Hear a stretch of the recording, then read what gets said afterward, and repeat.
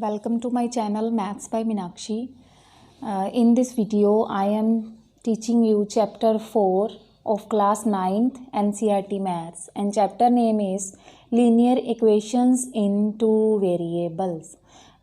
Firstly, we should know about what is this linear equation in two variables. What is the introduction of this chapter? Any equation which can be put in the form ax plus by plus c is equal to 0. जो भी equation इस form में लिखी जाएगी ax plus by plus c is equal to 0, where x and y are variables. Two variables chapter से ही हमें पता चल रहा है कि हमारे पास इस चैप्टर के अंदर दो वेरिएबल आएंगे. That variable are x and y. A B C क्या है हमारे पास? Real numbers. Where A B C are real numbers. और रियल नंबर क्या होते हैं? Collection of rational and irrational. तो ए बी सी रैशनल और इरेशनल कुछ भी हो सकते हैं. And A and B are not both zero. A और बी दोनों ज़ीरो नहीं होंगे. अगर ये ज़ीरो हो जाते हैं इट मीन्स एक वेरिएबल ख़त्म हो जाएगा. अगर बी ज़ीरो हो गया तो ये linear equation in one variable रह जाएगी. और अगर ए ज़ीरो हो जाता है तो एक्स रिमूव हो जाएगा. इट मीन्स लीनियर इक्वेशन में फिर से वन वेरिएबल रह जाएगी.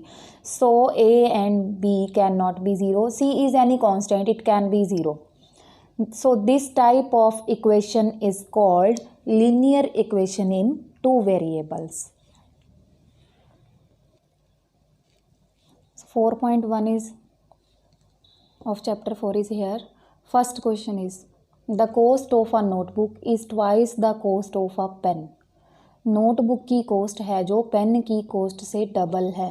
ट्वाइस मीन्स दुगना. Write a linear equation in two variables to represent the statement. तो हमने एक इक्वेशन बनानी है linear equation that will be in two variables.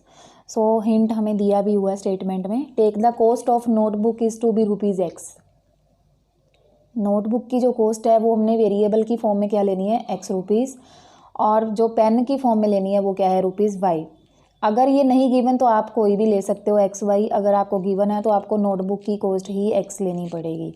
तो इसका आंसर ये है, लेट कॉस्ट ऑफ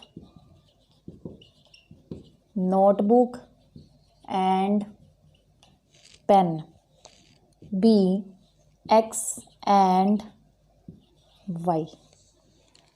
तो स्टेटमेंट क्या है हमारे पास?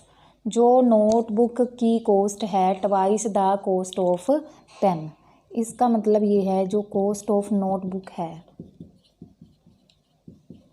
Twice means double of cost of pen. अब कॉस्ट ऑफ नोटबुक के लिए हमने कौन सा वेरिएबल यूज़ किया है? x. और कॉस्ट ऑफ पेन के लिए कौन सा वेरिएबल यूज़ किया है? y. तो इक्वेशन क्या बन रही है अब हमारे पास? x is equal to 2y. So कैसे लिखी जाएगी ये? x देयरफॉर x 2y इधर पॉजिटिव है तो जब इधर लेके आएंगे तो क्या आ जाएगा? -2y. कांस्टेंट इस इक्वेशन के अंदर है नहीं तो ये देखो दो वेरिएबल आ गए हमारे पास. ये x का जो कोफिशिएंट है वो a है, जो y का कोफिशिएंट है वो b है. कांस्टेंट 0 हो सकता है, मैंने इंट्रोडक्शन में आपको बताया था. तो linear equation in two variable क्या बनेगी? x - 2y is equal to 0. Second question is, express the following linear equations in the form ax plus by plus c is equal to 0. This is the general form of linear equation in two variables and indicate the values of A, B, C in each case.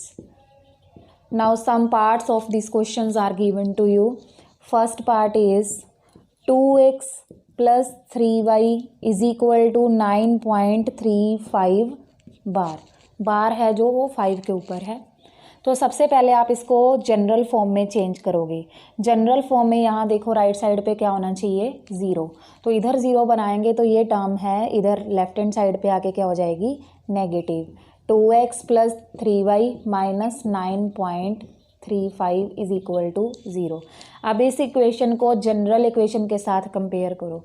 जो x का coefficient है वो किसकी value होती है, a की। तो x का कोफिशिएंट क्या है यहाँ पे 2, here a is equal to 2 and b is equal to 3। Sign आपने साथ ही लेके चलना है, अगर यहाँ पे माइनस आएगा तो यहाँ पे भी माइनस आएगा। और कांस्टेंट क्या है यहाँ पे, नेगेटिव -9.35 बार। तो इसको हमने कंपेयर किससे किया है, जनरल फॉर्म से, ठीक है।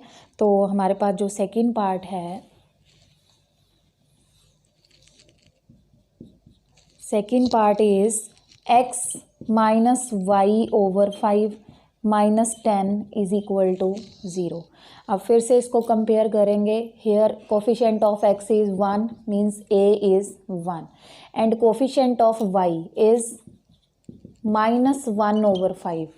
अगर हम y को छोड़ दें, जो भी टर्म बचेगी वो रैशनल इरेशनल कुछ भी हो सकती है, रियल नंबर है जब ये। तो b is equal to -1 over 5 and c is equal to -10।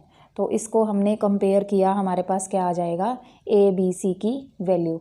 इसमें ऑलरेडी 0 था तो हमें कुछ भी चेंज नहीं करना पड़ा। थर्ड में -2x plus 3y is equal to 6।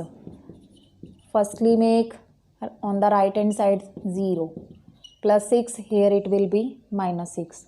So compare with general form, a is -2, b is 3 and c is -6. Now fourth part is x is equal to 3y। सबसे पहले लेफ्ट हैंड साइड है जो, इसको shift करेंगे 3y को left hand side पे, -3y is equal to 0। Coefficient of x is a and coefficient of y is b. Here constant is 0, so you can write here 0, otherwise नहीं लिखना तो ऐसे भी सीधा लिख सकते हो, c is equal to 0।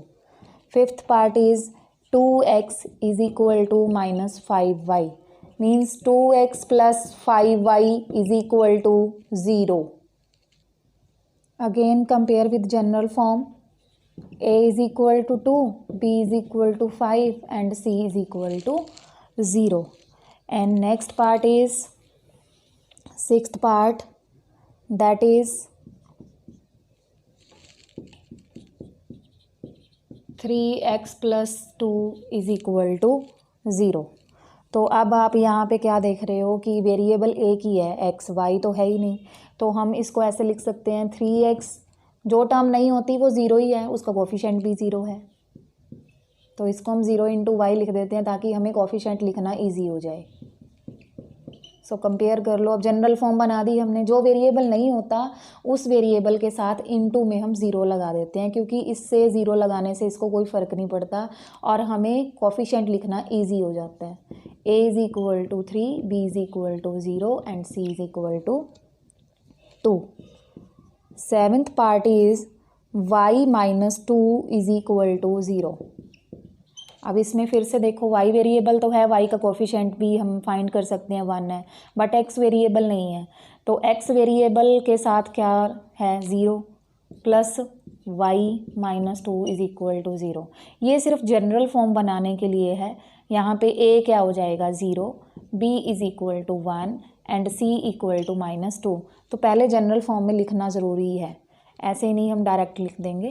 तो लास्ट पार्ट है इसका 8th, that is 5 is equal to 2x। तो कांस्टेंट इधर दिया है, वेरिएबल इधर दिया है, तो कांस्टेंट को शिफ्ट कर दो, 2x minus 5 is equal to 0। अब फिर से एक वेरिएबल है, एक नहीं है, तो हम क्या लिखेंगे, 2x plus 0 into y minus 5 is equal to 0।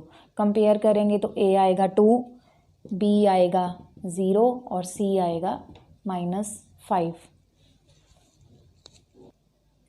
Thanks for watching.